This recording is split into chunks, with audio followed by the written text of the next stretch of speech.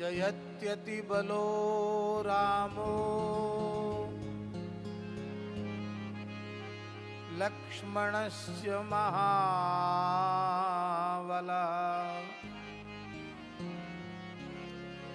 राजा जयति सुग्रीवो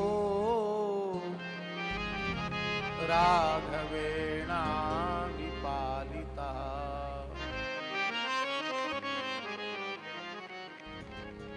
दासोऽहं कौशलेन्द्रस्य रामस्याक्लिष्टकर्मणः हनुमान् शत्रुसैन्यानां निहन्ता मारुतात्मजः न रावणसहस्रं मे युद्धे प्रतिबलं भवेत् शिलाभिश्च प्रहरता पादपैश्च सहस्रशः अर्दयित्वा पुरीं लङ्काम् अभिवाद्य च मैथिलीं समृद्धार्थो गमिष्यामि मिषतां सर्वरक्षसाम्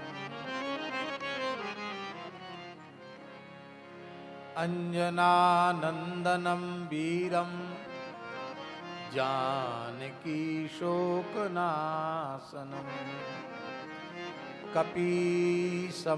कपीसमक्षहन्तारं वन्दे लङ्काभयङ्करम्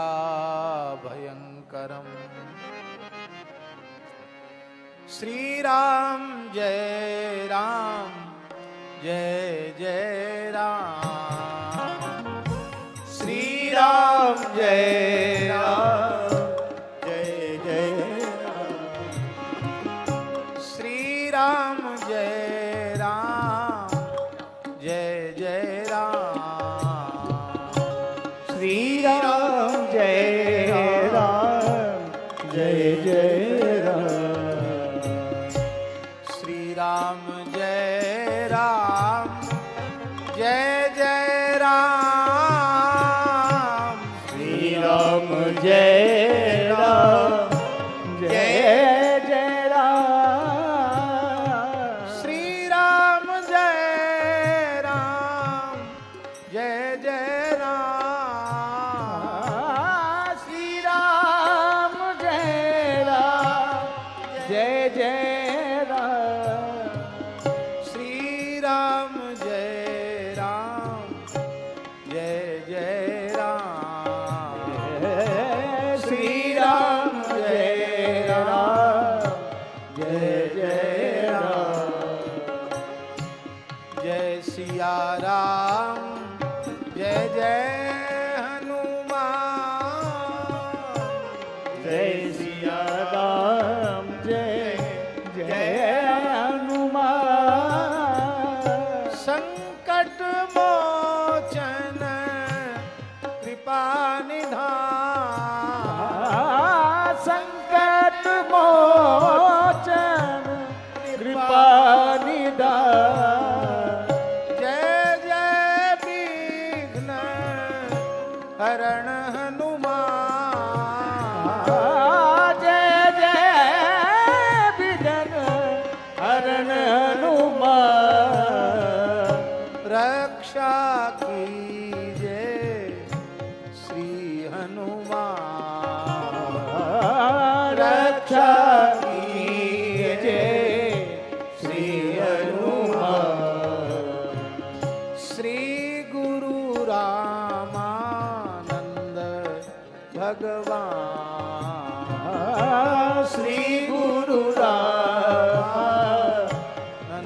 भगवान श्री राम जय जय राम श्री राम जय जय राम श्री राम जय जय राम श्री राम जय जय राम श्री राम जय राम राम जय जय राम श्री राम जय राम जय जय राम श्री राम जय राम जय जय राम श्री राम जय राम जय जय राम श्री राम जय राम जय जय राम श्री राम जय राम जय जय राम श्री सीतारामचंद्र भगवान की जय श्री वृंदावन बिहारी लाल की जय हो श्री बागेश्वर महादेव जी महाराज की जय हो श्री बागेश्वर धाम श्री बालाजी सरकार की जय हो श्री सन्यासी बाबा जी महाराज की जय हो श्री दादा गुरुजी महाराज की जय हो पंडित श्री धीरेन्द्र कृष्ण शास्त्री जी की जय हो श्री सनातन हिंदू एकता यात्रा की जय हो भारत हिंदू राष्ट्र की जय हो वैदिक सनातन धर्म की जय हो यज्ञेश्वरी जगत जननी पूज्या गौ माता की जय हो अखिल गोवंश की जय हो भारत माता की जय हो भारत माता की जय हो भारत माता की जय हो हरिशरणम। आज शास्त्री जी के आने के पहले लगभग 6:30 के पहले ही यहाँ आ गए थे।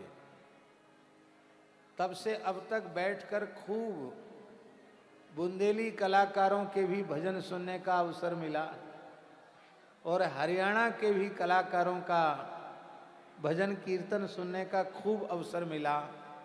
हमारे गोरीलाल कुंज वाले महाराज जी की गाड़ी में बैठकर मानसी हो गई। हमारा दिन का जप बकाया था तो बैठकर जप भी हो गया और शास्त्री जी का दर्शन करके मन बहुत प्रसन्न हुआ। आज हम यहाँ लघु भारतवर्ष का दर्शन कर रहे हैं और इन लघु भारतवर्ष के इन आस्थावान श्रद्धालुओं को हम सादर प्रणाम करते हैं, इनकी श्रद्धा को प्रणाम करते हैं जो अपने घर को छोड़ करके पूरे देश के हर प्रांत से कोने कोने से आए हैं और कदम से कदम मिला करके चल रहे हैं। उन सबकी श्रद्धा को हम प्रणाम करते हैं। हरियाणा प्रदेश के यशस्वी मुख्यमंत्री जी का सौभाग्य है कि हरियाणा की धरती पर इस विशाल पदयात्रा का स्वागत करने का सौभाग्य और इस यात्रा में कुछ चलने का सौभाग्य उन्हें बागेश्वर बालाजी ने प्रदान किया। क्यों न हो, इस हरियाणा की धरती से ही महाभारत युद्ध का बिगुल बजा था और एकम शास्त्रम देवकी पुत्र गीतम, गीता का संदेश भी यहीं की धरती से दिया गया था। तो ऐसे में आपका स्वाभाविक कर्तव्य है कि आप यहाँ इस यात्रा का स्वागत करें और आपने अत्यंत श्रद्धापूर्वक संतों का स्वागत सत्कार किया। आपका भी खूब अभिनंदन है। हमारे अत्यंत निकट विराजमान परम पूज्य श्री गोरीलाल कुंज वाले महाराज जी, हमने महाराज जी को कहा भाषण देना पड़ेगा आपको। बोले भाषण देना नहीं आता है, लेकिन महाराज जी ने बहुत समसामयिक बहुत सुंदर अपना वक्तव्य दिया कि यदि धर्म के लिए हमें अपने प्राण देना पड़े तो भी हमें उसमें संकोच नहीं करना चाहिए। किसी भी अवस्था में हमें स्वधर्म को पीठ नहीं दिखानी चाहिए। ये बात पूज्य गोरीलाल कुंज वाले महाराज जी ने कही और उनके अत्यंत निकट विराजमान श्री कोट वन वाले श्री दिगंबर अनी अखाड़े के परम पूज्य श्री महंत श्री मौनी जी महाराज, जिनकी कृपा से बड़ी सुविधा पूर्वक हम यहाँ तक आ गए, नहीं तो इतना जाम था, इतनी भीड़ थी। ये भैया हैं, इन्होंने सारी व्यवस्था की पुलिस की, और यहाँ तक मौनी जी के ही जमात में हम लोग चलकर यहाँ तक आए हैं। ऐसे श्रद्धेय मौनी जी महाराज आद्यवाराह पीठ के एवं मंडावर श्री निर्गुण दरबार श्री राम कबीर द्वाराचार्य जगत गुरु पूज्यपाद स्वामी श्री राम प्रवेश देवाचार्य जी महाराज, जो स्वयं बड़े गोभक्त हैं और जिनकी वाणी में गर्जना का स्वर है, हमेशा गोवंश की रक्षा के लिए लकुट और दुष्टों को प्रताड़ित करने के लिए लकुट हमेशा साथ में रखते हैं, उद्दंडों को अनुशासित करने के लिए दंड हमेशा साथ में रखते हैं। ऐसे हमारे बाराघाट वाले महाराज जी, पूज्य रामायणी जी महाराज, और हमारे अत्यंत प्रिय और पूज्य श्री पंडित बाबा जी महाराज, जो हमारे ब्रजमंडल की विशिष्ट विभूति, परम श्रद्धेय प्रातः स्मरणीय पूज्यपाद अनंत श्री संपन्न श्री विनोद बाबा जी के कृपा भाजन हैं। उनका भी बहुत सुंदर वक्तव्य हुआ, उनको भी हम प्रणाम करते हैं। और इस पंक्ति में जितने महानुभाव बैठे हैं, सबको यथा योग्य हम वंदन करते हैं। और श्री महंत हनुमानगढ़ी के श्री राजू दास जी महाराज, उनको जब महाराज जी के साथ हम चलते हुए देखते हैं तो हमको ऐसा नहीं लगता कि महंत श्री राजू दास जी चल रहे हैं, हमको लगता हनुमान जी ही इनके साथ चल रहे हैं। ऐसे हनुमानगढ़ी के पूज्य महंत श्री राजू दास जी महाराज ऐसे सनातन धर्म की रक्षा के कार्यों में सदा अग्रणी रहते हैं और परम तपस्वी, परम राष्ट्रभक्त श्री बद्रीनाथ भगवान की निरंतर कृपा जिन पर बरसती रहती है, ऐसे हम सबके गौरव परम पूज्य श्री बद्रिकाश्रम वाले महाराज जी। एक वाक्य है, छुपे रिस्तम, ये छिपे हुए सिद्ध संत हैं, बड़े उच्च कोटि के सिद्ध महात्मा हैं। सकल अलौकिक कर्म तुम्हारे, इनके सारे कार्य अलौकिक हैं, अद्भुत हैं, अद्भुताद्भुत हैं। और ये जब हमारे धीरेन्द्र कृष्ण शास्त्री जी के साथ चलते हैं तो हम निश्चिंत रहते हैं कि एक सिद्ध संत के कृपा कवच में प्रत्यक्ष रूप से हमारे शास्त्री जी सुरक्षित चल रहे हैं। ये शास्त्री जी का सौभाग्य है और बद्रिकाश्रम वाले महाराज जी का बहुत वात्सल्य है। हम प्रार्थना करते हैं कि ऐसा ही वात्सल्य निरंतर आपका बना रहे। हमारे राम स्नेही परंपरा की जो शाहपुरा पीठ है, श्री स्वामी रामचरण जी महाराज, जो पीठ श्री अग्रदेवाचार्य पीठ रेवासा से ही निर्गत है, ऐसे राम स्नेही पीठ के संत भी यहाँ विराजमान हैं। उनको भी हम वंदन करते हैं। पीछे भी बहुत संत बैठे हैं, सबका नाम लेंगे तो ठीक नहीं, अब कुछ महात्माएं से उनका नाम हम ले भी नहीं सकते, पर महाराज जी ने ले दिया, किसी भी प्रसंग में लिया हो पर ले दिया। तो इसलिए सब संतों का भेष भगवान का खूब स्वागत है। बहुत अधिक समय बोलने का नहीं और लेने का नहीं, इतनी बात ध्यान पूर्वक सुन लीजिए कि आज के 2500-3000 हजार वर्ष पहले इस संपूर्ण सप्तद्वीपति पृथ्वी पर वैदिक सनातन धर्म का ही साम्राज्य था। दूसरा कोई मतपंथ धर्म इस धरती पर नहीं था। बागेश्वर बालाजी की कृपा से, संतों के सत्संकल्प से अब वह समय शीघ्र आने वाला है जो पूरी धरती पर वैदिक सनातन धर्म ही रह जाएगा, दूसरी कोई संस्कृति नहीं रह जाएगी। ये कैसे होगा, कितने जल्दी होगा, कब होगा, इसको केवल भगवान जानते हैं जो सहज सर्वज्ञ हैं। लेकिन हमारी अंतरात्मा कहती है कि अब ऐसी परिस्थितियां पूरे विश्व में बन रही हैं कि शीघ्र ही संपूर्ण विश्व में वैदिक सनातन धर्म का ध्वज लहराएगा। एक बात हम अपने आप से भी कह रहे हैं, अपने आप का मतलब है पूरे सनातन हिंदू समाज से एक बात हम कह रहे हैं। यह हिंदू समाज अत्यंत सहृदय, अत्यंत दयावान, अत्यंत करुणावान, अत्यंत कृतज्ञता के भावों से भरा, पूरे विश्व को अपना कुटुंब मानने वाला, सभी सभ्यताओं का, मान्यताओं का आदर करने वाला ये समाज है।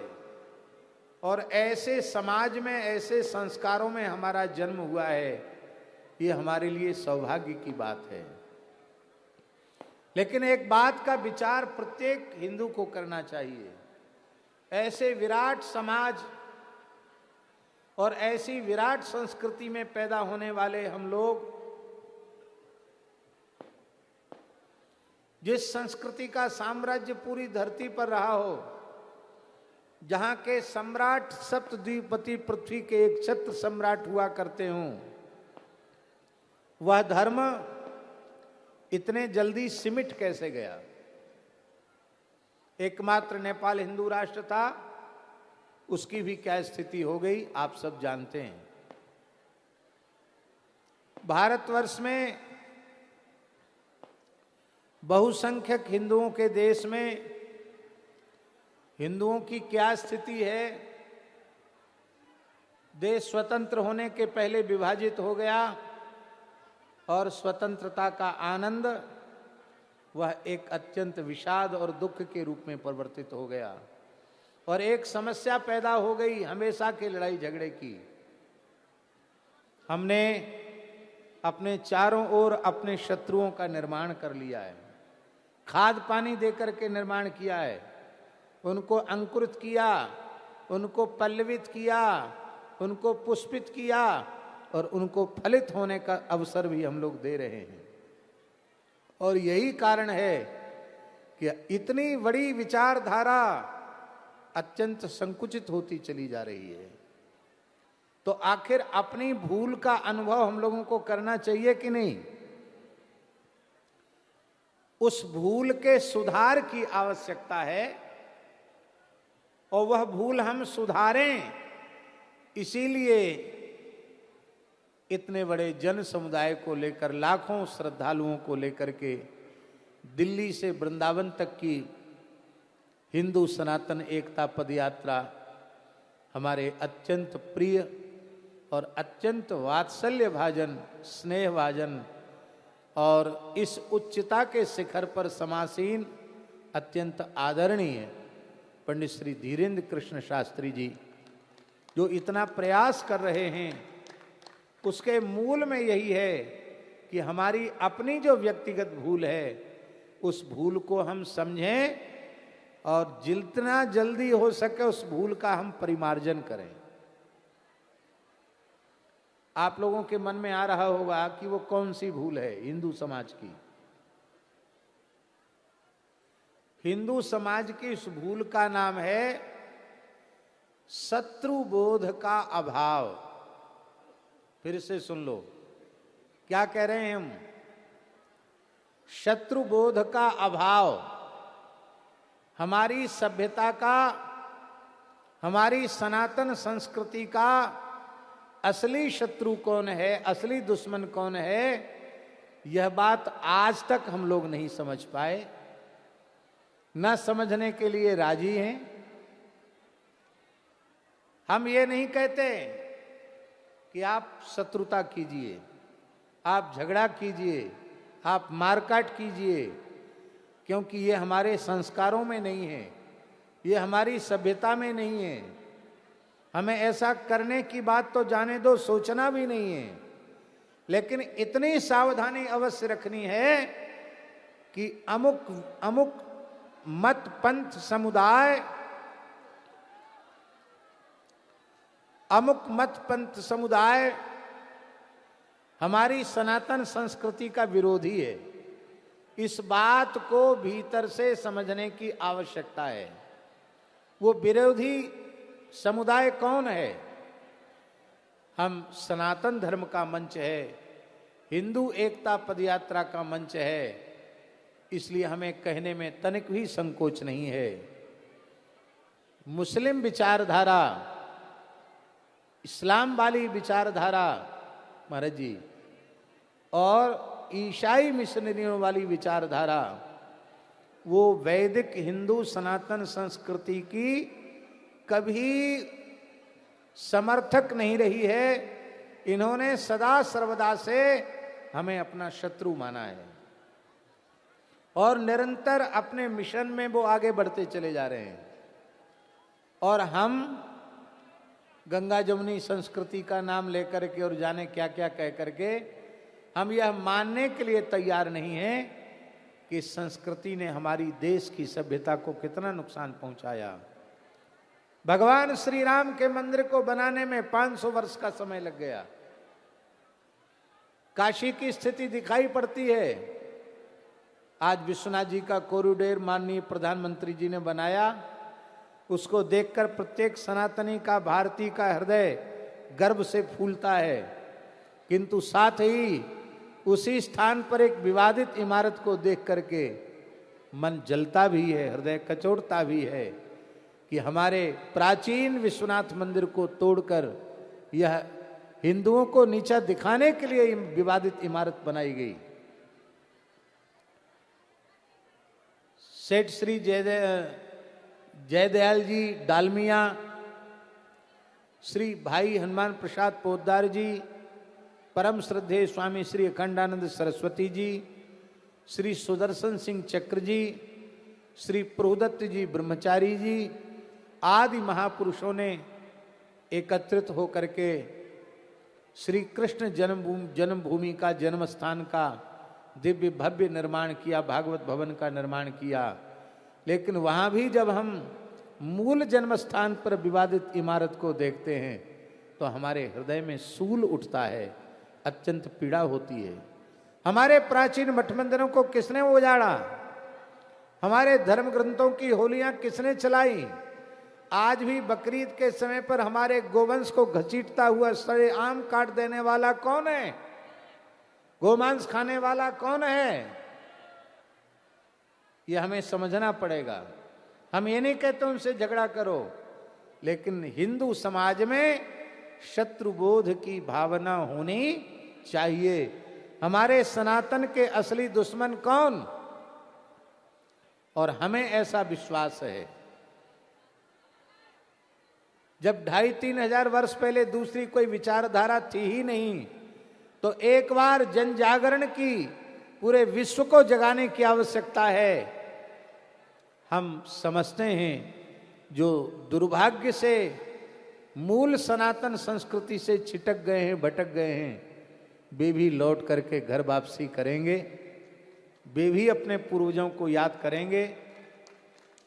अजमेर क्षेत्र में हमारे पूज्य श्री बाराघाट वाले महाराज जी जानते हैं, हमारे श्री उमा शंकर जी ने कितना बड़ा कार्य किया। कितने लाख महाराज जी है? 2,70,000 मुसलमान जो पृथ्वीराज चौहान के वंशज थे, उनको जबरदस्ती उस जमाने में मुगल काल में उनको बलात् मुसलमान बना दिया गया था और कितनी पीढ़ियां उनकी बीत गई थी। पर हमारे श्री उमा शंकर जी ने धीरे धीरे कार्य किया। हमारे महाभारत कथा की कुछ कुछ अंश निकाल कर लोगों में पहचान पहुंचाए, जन जागरण किया और लगभग 2,70,000 चौहान वंशी क्षत्रिय जो मुसलमान बलात् बना लिए गए थे, उन सबकी पुनः घर वापसी कराई गई। उनकी कुल देवी की स्थापना हुई और उसमें हमने कथा भी कही और उन सबको पुनः जागृत किया। तो संभव है, सब कुछ संभव है। दुर्भाग्य है इस देश का कि स्वतंत्र होने के बाद ऐसे लोगों के हाथ में शासन आया जिनकी वैदिक सनातन संस्कृति में तनिक भी श्रद्धा नहीं थी, भारतीयता में, राष्ट्रीयता में श्रद्धा नहीं थी, जो हिंदू को हिंदू कहना नहीं चाहते थे, गैर मुस्लिम कहते थे, ऐसे लोगों के हाथ में शासन आया। यदि वर्तमान में जैसे शासक नरेंद्र भाई मोदी जी हैं, ऐसे किसी व्यक्तित्व के हाथ में शासन आया होता तो हम विश्वास करते हैं कि आज इस जन जागरण की आवश्यकता ही नहीं पड़ती। लेकिन चलो, भगवान सब काम अपने समय से, अपने संकल्प से सुनिश्चित करते हैं। अब बागेश्वर वाले शास्त्री जी के भीतर बालाजी ने प्रेरणा की है, बिगुल बजाया है, तो अब यह बिगुल अपनी विजय श्री का वर्ण अवश्य करेगा और जल्दी ही भारत हिंदू राष्ट्र होगा। भारतवर्ष की धरती गोवध के कलंक से विमुक्त होगी और ये बात बिल्कुल पक्की है। घोषणा करने की भी आवश्यकता नहीं पड़ेगी। जिस दिन भारतवर्ष की धरती गोवध के कलंक से विमुक्त हो जाएगी, बिना घोषणा के भारतवर्ष हिंदू राष्ट्र हो जाएगा। जब भारतवर्ष की शिक्षा, भारतवर्ष की चिकित्सा और भारतवर्ष की कृषि, इनमें गाय का स्थान आ जाएगा, वेद लक्षणा भारतीय देसी गाय का स्थान आ जाएगा, तो बिना घोषणा के ही भारत हिंदू राष्ट्र के रूप में प्रतिष्ठित हो जाएगा। बागेश्वर वाले शास्त्री जी के कार्यों को देखकर हमारे मन में इतनी प्रसन्नता होती है कि लगता है सारा समय ही हम इनको दे दें। लेकिन प्रत्यक्ष रूप में भले ही हम शरीर से इनके साथ न रह पाते हों, पर अंतःकरण से, भाव से, हृदय से हम ही नहीं, संपूर्ण संत समाज का आशीर्वाद, प्यार, दुलार श्री धीरेन्द्र कृष्ण शास्त्री जी को प्राप्त है। हम प्रार्थना करते हैं हनुमान जी से, इनको किसी बुरे नज़र वाले की नज़र गुजर न लगे, इनको खांसी खुर्रा भी ना आवे, ताप तिजारी ना आवे, ऐसे ही बिना थके बिना रुके निरंतर भारत माता की सेवा करते रहें। इसी मंगल कामना के साथ पूरे परिकर को पुनः पुनः, और जितने श्रद्धालु इस पवित्र पद यात्रा में हैं, उनकी श्रद्धा को साष्टांग प्रणाम करते हुए मैं अपनी वाणी को श्री हनुमान जी के चरणों में विराम देता हूं। जय श्री राम। बालाजी महाराज के कृपा पात्र बागेश्वर धाम पीठाधीश्वर परम पूज्य धीरेन्द्र कृष्ण शास्त्री जी महाराज का पावन संकल्प। मध्य प्रदेश में छतरपुर के ग्राम गढ़ा में बनेगा विश्व स्तरीय कैंसर अस्पताल एवं रिसर्च सेंटर, जिसकी आधारशिला देश के यशस्वी प्रधानमंत्री नरेंद्र मोदी जी के कर कमलों से रखी जा चुकी है। 200 करोड़ रुपए की लागत वाले 100 बेड के इस अस्पताल में गरीबों का होगा मुफ्त इलाज। ये बहुत बड़ा अवसर है, बहुत बड़ा काम है। संकल्प बड़ा हो, संतों के आशीर्वाद हो, प्रभु की कृपा हो, तो समय सीमा में सब पूर्ण होता है। हमारे प्रियजनों, बागेश्वर धाम पूरे भारत के लोगों, अभी तक अस्पतालों में मंदिर थे, अब मंदिर में अस्पताल होगा। कैंसर हॉस्पिटल निर्माण हेतु सहयोग देकर पुण्य के भागी बने।